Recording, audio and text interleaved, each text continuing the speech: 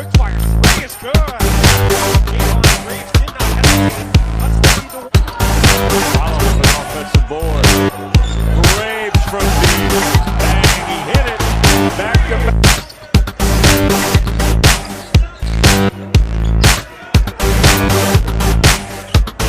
Again, we'll finish with good decision by Hardnett to bring that back down.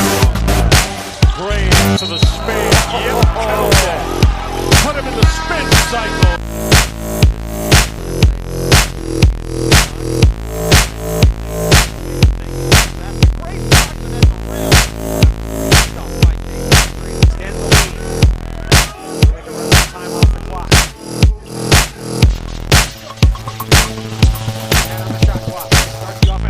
Lost it. 2-on-1. To the rim, Graves, and he's and a chance to go for the Ohio transition defense. Graves percent from the line this season. Ace versus Mobley. His first 3 63%.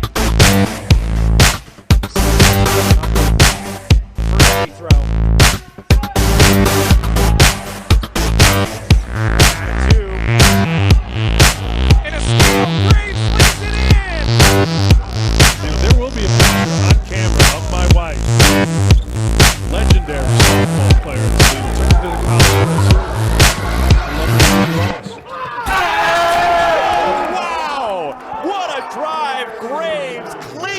Defense. Next interview today, we're going to be today Clayton Conover and I, Rich Harris, will be speaking to Buffalo's Jayvon Graves, who never missed a game for the Bulls during his 4-year career, playing in 129 contests, including 91 starts. As a junior in 2019-20, he was named first team All-MAC. He was a first team All-MAC selection and averaging a team high 17.1 points per game, along with 2.5 assists and 5.5 rebounds. As a senior this past season, Jayvon was a second team All-MAC selection, averaging 14.2 points per game and 6.1 boards, and he finished in the top 10 of the conference for assists per game, steals per game, blocks per game, and defensive rating. Hello, Jayvon. How you doing? Thanks for having me. I appreciate it. All right, we're very happy to have you. Excuse me, I'm not used to being the orator here, by the way. Lee Branscombe is usually doing it, so you'll have to excuse me. Yeah, all right. So we've been following you since your sophomore career, when you started to be a full-time starter. And I'd like to start talking about intangibles. The reason is because I've heard a ton of good things about you. I know you're a good student. Your strength and conditioning coach, Sean Kanate, am I saying that right? Conady. He told me he had nothing but great things to say about you. And even once I heard a TV commentator say, I don't know if this ever got back to you, but he said he's the kind of young man that you'd like your daughter to date. Yeah, my coach, Coach White, so he always says that. Okay.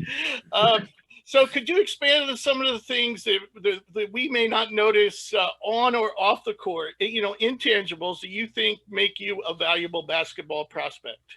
On the court, I would say I'm a team guy. Anything the team needs, that's what I'll do. Whether it's I'm not having a good game, I'll make that play at the end of the game that stands out, whether it's a defensive stop or a rebound. But off the court, I'm just a friendly guy, very family oriented, and just do whatever for the community. Okay. Would you say I got the sense that you had a strong work ethic, from your strength and conditioning coach? Would you say that's fair to say? Definitely. My strength coach prior to him, Mike Snowden, who's at Alabama now, I learned a lot of things with him. And then when Coach Sean got here, we just took off, kept going on. And I would say I got stronger and more agile and things like that. Okay. And straight A student, I was told, is that? Yes, my last semester I got a 4.0. Excellent. This semester I'm going strong too, so I got a week left and I'll be graduating. All right, wonderful. What's your major? Thank you. My major is communication and a minor in sociology. So you're going to steal one of our jobs. We'll see. We'll see. All right. Clayton, you're up. Yeah, so during your senior year, you got a new career high in assists per game, 3.8 per game, and also had, I think it was your second best assist to turnover ratio of your career at Buffalo. So what or who would you attribute to this notable increase? And also, second question too, is it fair to call you a combo guard, in your opinion? Definitely. This season, I know the guys, they stepped up offensively even more than my junior year. And I knew to make us go further, I would have to sacrifice a little bit more on the scoring side. And assist was a big part, just showing that I can play the one also. And that's what I wanted to work on. And also, the assist is getting the team involved.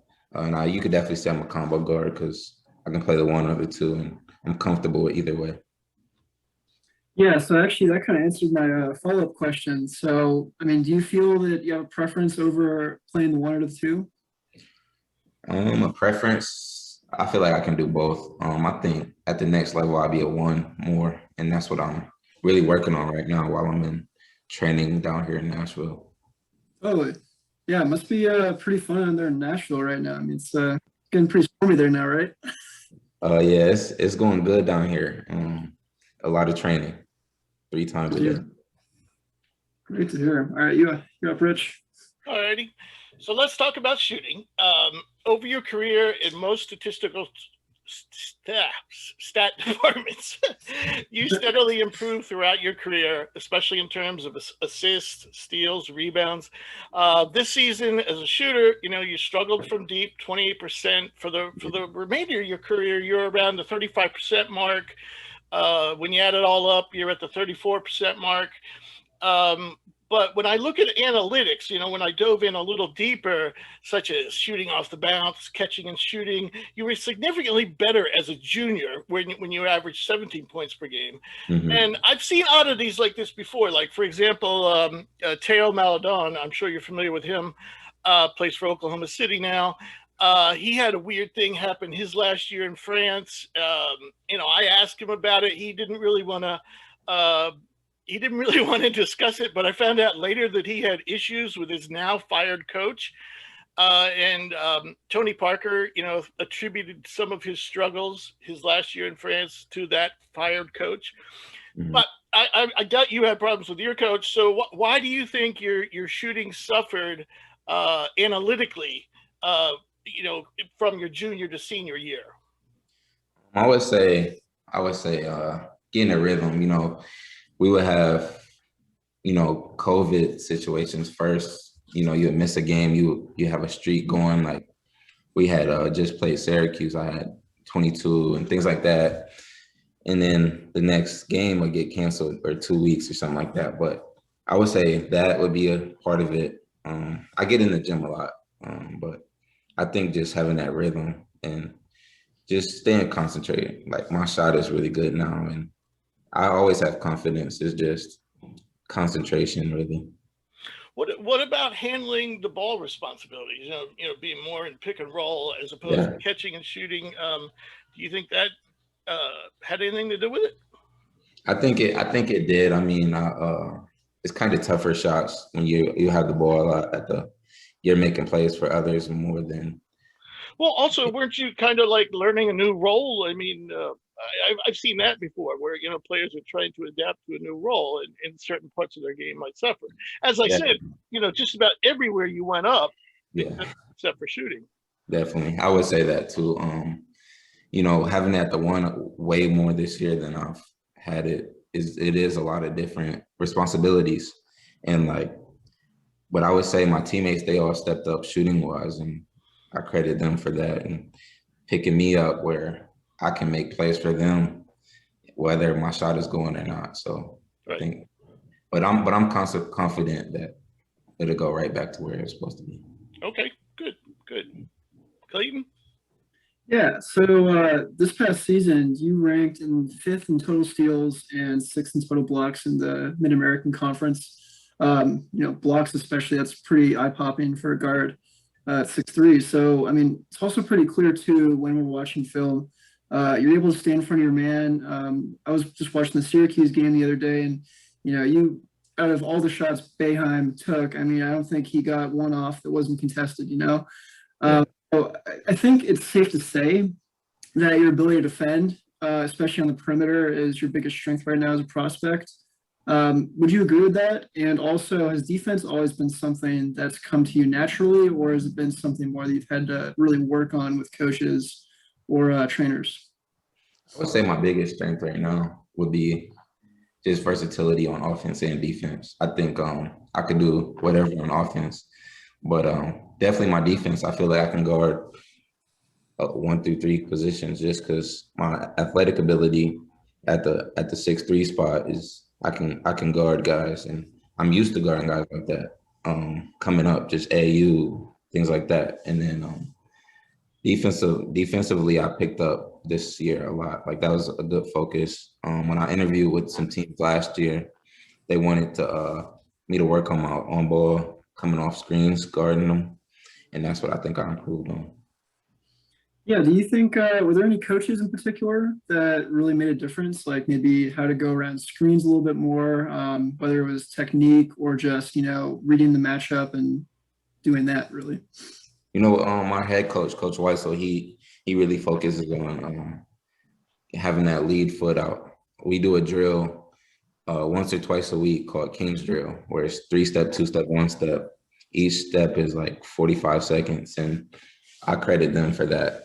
Definitely getting quicker. That's really interesting. Yeah, King's Drill is what it's called? King's Drill. But yeah, well, that's I'll look into that because that it worked. It is. It definitely worked. I got quicker, and it's really just about being tough, getting over ball screens. Yeah, especially NBA too. A lot of pick and rolls, so you're going to be dealing with that a lot. So yeah, exactly. That's what teams told me. They said at that level, it's a lot of ball screens. Yeah, it's going to be plenty. Oh my goodness. So yeah, Rich, up to you next. All right. We're going to talk about the elephant in the room. And the one statistic when we look over your profile, the one statistic that stands out and you're like, uh-oh, and that's foul shooting. And when I watch your form, I don't see anything, maybe you fall off the line a little bit, but otherwise it looks good. And it's kind of a mystery. Do you have any clues as to what's going on with your foul shooting? And are there any other aspects of your game that you're really, we've talked about some already, but are there any other things that you're really honing in on and say, man, I really want to nail this when I perform for teams? Yeah, that's definitely an elephant in the room right now. But so right now I work on form shooting, like first 20 minutes of each workout. And I feel like that's gotten me much better. But I think with the free throws, it's just about concentration, taking my deep breaths and just being consistent. One game I'll go 7 for 8 from the line. The next game it'll be 2 for 5 or something like that. And I don't want to do that anymore. Right. And I think that's what I think just about concentration and staying on the line, staying confident, follow through. And my form is there. It's just a couple of tweaks, but I think it's just about concentration and staying focused. Okay. I noticed I rewatched the other night. I rewatched your first game against Ohio. It was a close game, very close game. You guys were trailing the whole game, then you took the lead. Mm-hmm. And who's the little point guard on your team? Renato Sugu. Right. Sugu had a chance to win it at the end and just missed. But I noticed in that game when you got to the line, you were really, you just said, you did what you said, you took your deep breaths and the one shot I did see you miss, you got your own rebound and you put it back in. So you ended up with 3 points. So yeah, I hear you. Yeah. My point being, in that clutch situation where the game was 1 possession difference, you definitely did focus. And I think you made 3 of the 4 in the closing minutes. Yeah. And also another game where I really focused was our quarterfinal versus Miami, Ohio. when I went to the line I went to the line 3 times in a row and made all of them, and it was a close game at that time. So I think it's really just staying focused and staying locked in. Okay. All right. Clayton? Yeah, so funny enough, I just learned this the other day. You attended the same high school as LeBron, St. Mary. Yeah. You also played AAU for the King James Shooting Stars. So do you have any relationship with the King? And has he given you any guidance or advice throughout your career? Just when he came to a game each year in high school. He talked to us at practice, one of the practices my freshman year, and he just gives us little pointers when he can, whenever you see him or things like that. So no real relationship, but he knows, he knows of me and things like that. He talks to our coach Drew about people. Yeah, I mean, it's got to be pretty humbling, having that experience, especially too, you go to his school and then one day he just shows up and Yeah. catches you off guard, Yeah, he works out in the gym and things like that. So, yeah. Sweet. All right, off to you, Rich. All right. Jayvon, as a freshman, you were part of one of the bigger upsets in NCAA tournament history. You guys demolished fourth seeded Arizona by 21 in 2018. At the time, you weren't a full-time starter. So other than that game, what are some of your most special memories from your time at Buffalo? Ooh, so other than that game, I would say that next year we played Ohio at home my sophomore year, and I was 7 for 9 from 3, and that was my best game that year, and I had 19 at the half. I would say that was a big game. Us beating Arizona State that same year in the first round, that was huge. That year we were looked at kind of to win that game because we were the 6th seed. Prior to that we were the 13th seed the year before. So I would say that my junior year versus Kent State, I had 33. That was a big game. Fun. I was 7 for 10 from 3. This past year, we had a couple big games too that we pulled out when we played at Ohio when we beat them by a lot. And 20. It was a really good game by us. So it was a lot of games. Like my experience at Buffalo was great, and credit my teammates and my coaches. All righty. Clayton? Yeah, so Jayvon, you recently signed with Sports International Group. And for starters, are they NCAA certified? So if you wanted to return to college for a 5th year, if that's an opportunity. If not, why did you choose that route with SIG instead of, other agencies? No, I don't believe they're NCAA certified. So I signed with them for the draft, and I went with them because I trusted them. They maintained contact with me whenever they could. And then they have, I think, 4 guys right now: Lloyd Markkinen, Svi Mikhailu, Alex Lynn, Justin Robinson.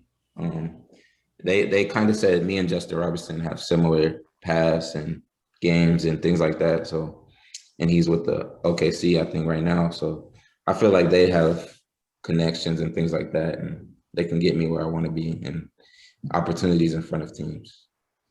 Yeah, I mean, one thing too, they have a lot of foreign guys, like you mentioned, is in, Europe or another nation or another continent.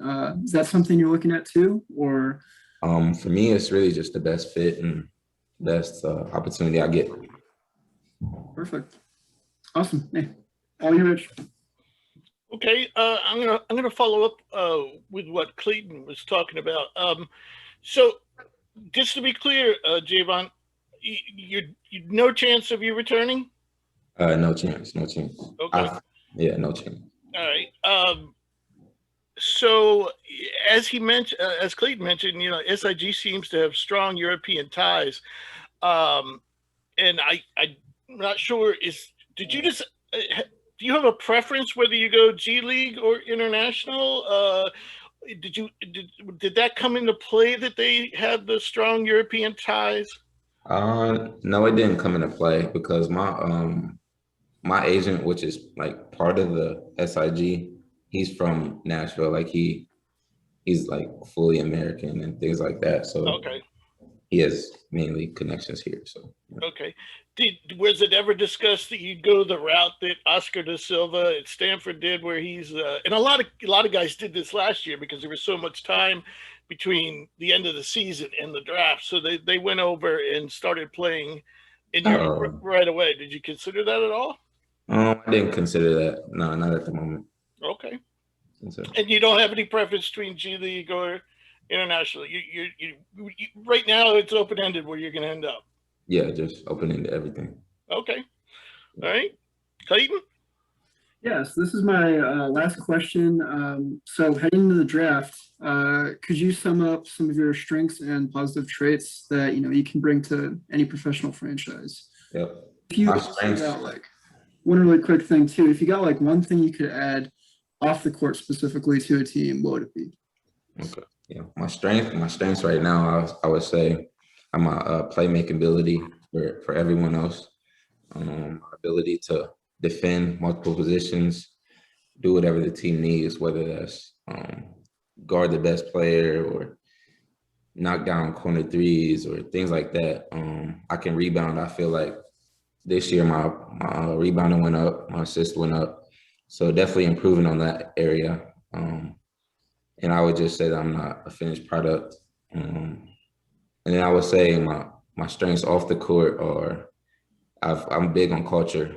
Each program I went to, Buffalo and where I'm from, Akron, and people that raised me to be a stand-up guy first and treat people how you want to be treated. And I think that's what I could build off the court. And you wouldn't have a headache with me. Yeah. Go ahead, Clayton. Oh, yeah, no, it just it really does sound like you're a team first guy, and I mean, I'm pretty confident any team that will sign you wherever it may be, they're going to be happy to have you. Yes, sir, for sure. I'd like to add your strength and conditioning coach told me that one of the things that impressed him about you, this has nothing to do with basketball, was that unlike 99% of everybody else, you were always like interested in him. What was going on with his life, how was his family, and he just called you a phenomenal kid.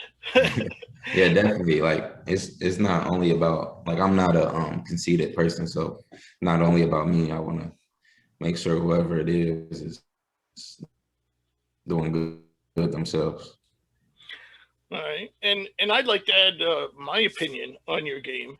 I was watching you. First of all, I think a lot of times you end up guarding the best perimeter player on the other team. Boeheim against Syracuse, Preston against Ohio.